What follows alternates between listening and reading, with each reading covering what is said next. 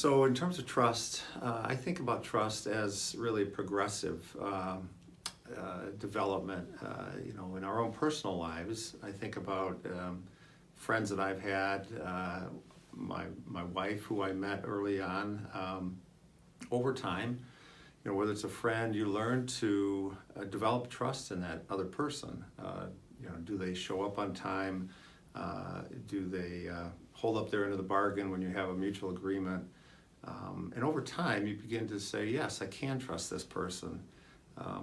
And for me, that's really how my relationship with God and developing a trust in God has come about. And that, when I was young and perhaps less mature than I am today, was really, turning to God in simple little things.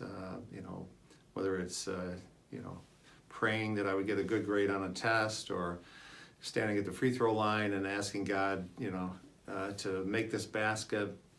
Silly little things, which I realized didn't always, come my way or turn out as I had hoped. But maturing from that to really more important things. And I think of one story, and this is still kind of in somewhat the silly camp, but was very important for me really early in our marriage. Connie and I actually just celebrated our 41st wedding anniversary this week. But we were young, newlyweds. When we got married, neither of us had finished college, but we really felt after we got married that God was calling us to go back to finish our education. And so we're both in school, working part-time, but really just, no money, just struggling to make ends meet. And I remember going to school in the morning and then coming home for lunch. And as I pulled into the driveway at lunchtime, realizing that I had just made it home. There was really no gas at the time in this old pickup truck I was driving. And so I'm sitting there eating my peanut butter and jelly sandwich, feeling sorry for myself about how I was going to get to work that afternoon. And I started looking around the house. We literally had not a dime in the house, and thinking, okay, Lord, this one's in your hands. I have no idea how I'm going to get to my job. And just at that time, I heard the mailman come to the door, and I went to get the mail. And this was earlier than typical. And among the bills that I received, there was a plain white envelope typed, addressed to me. And I opened it, and inside was $20 in cash that someone had sent to me. And I only found out after my mother passed away. She denied, all of my family members denied having sent it to me. But she had sent me $20, obviously put in the mail a day or two ahead of time. She knew apparently that we were really struggling, but God had spoken to her to help us. And so that $20 allowed me to put gas in the truck to get to my job. And I just remember at the time realizing that God is in control. $20, was a big deal back then. And it was just God telling me that I could turn to Him and trust Him in all situations. From there, really it's just, and I have many, many examples of that, as probably all of you do in your lives. It went to really trusting God in bigger things.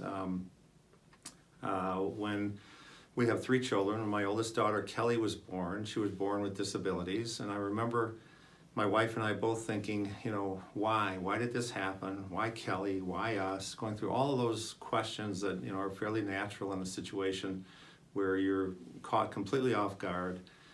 And all the prognosis about what she was not going to be able to do in life. But I can tell you that we have just so many times throughout Kelly's life had to turn to God, to trust in Him for all aspects, all decisions. And not just with Kelly, but we have 2 other children which each have had their own challenges, as every parent has challenges in life and every child goes through challenges. But He taught us in so many ways that He was in control, and that His ways are not our ways, and we don't think like Him. And sometimes only with the perspective of time do we realize that God really was in control. It really was the best decision. And certainly in all of our kids' case, that has been true, but particularly with Kelly, she has been such a blessing to us in so many ways that we would each say with complete sincerity that we would not change one thing about Kelly or any of the challenges we went through. We just have learned in our lives, with our family, with our marriage, with our jobs, with our health, in all aspects of our life, we've learned to just trust in God, that He is the one that's in control and He has the best intentions for us. More recently, I would say, now this is about 8 years ago, I was at a stewardship conference and was walking on a break outside, a beautiful day, and talking with God, as I try to do throughout the day, of each and every day, have this ongoing conversation, which I call prayer. And it was about stewardship, and I was talking to God and felt Him, speaking back to me in my heart. And He said, "Duane, you've trusted me with all things. You trusted me with your marriage, with your family, with your job, with really every aspect of your life. But the one area that you have not trusted me in is your finances and in your money." And I had to admit that He was absolutely right, that I hadn't turned over that aspect of my life and our lives to that. And so it was at that moment that I decided that I was going to trust God with our finances, and I was going to begin to tithe. And so at first it seemed crazy. How could you possibly give up 10% of your gross income and give it away each and every year? But that's about 8 years ago now, and I can tell you that for us has been a complete blessing, totally freeing, trusting God, and actually very exciting. We now enter each calendar year knowing that we're going to give away 10% of our income to various sources, needs, including the church. And what it has allowed us to do is really to become very joyful givers. We now look forward to how we are going to bless others, and we've become what I would call transformational givers, where we've focused on one or two or three areas where we really want to try to make a big difference and change people's lives, as opposed to transactional giving, where you're giving a little bit to every request. So I would just tell you that trusting God in all aspects, including our finances, has been an incredible blessing. And the final thing I would say is just most recently, we have been looking for what Kelly's long-term housing situation is going to be. We're not going to live forever, so we needed to find long-term housing for Kelly. She's not able to live independently.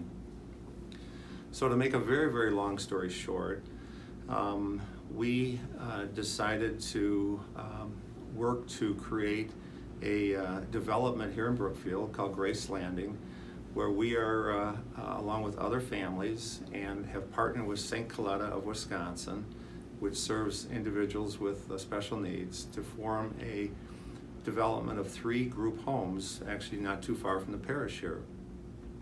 But this process has been one of complete trust. Very, very early on, this now goes back 3 years, I was visiting a similar development in Southern California. Before I got out of the car to tour this, I just asked God simply, I said, "God, if this is what you want us to pursue, this kind of development, then let us know. Give me a sign." And within a few minutes, I was touring the development, and He gave me a very, very clear sign that this was exactly what we wanted to do. And that has stayed with me and us through this process. And every time in the last 3 years that we'd hit a roadblock, whether it was financial, working to get permitting processes with the city of Brookfield, just lining things up, getting families involved, raising the funds, I would look back to God and I would just say, "God, you sent us on this path. I don't know how we're going to, find a way around this, what appears to be a dead-end corner situation for us. But I can tell you with complete honesty and sincerity that at every point along the way, He opened another door. And today, as we speak, this project is underway. Ground has been broken. We have 24 families lined up to move in to have their family members live in these group homes run by St. Coletta's. And it has been a complete turning over everything to God in trust. And had I tried to do this on my own, or we tried to do it on our own, that we would not be at the point we are today. But God has led us through this process. So whether I'm shooting free throws, in my job, in our finances, with our family, or in Grace Landing, God has been there at every point. And so I just hope and pray that, I will continue to trust God, however long I am on this earth. And I would just encourage you all to do the same.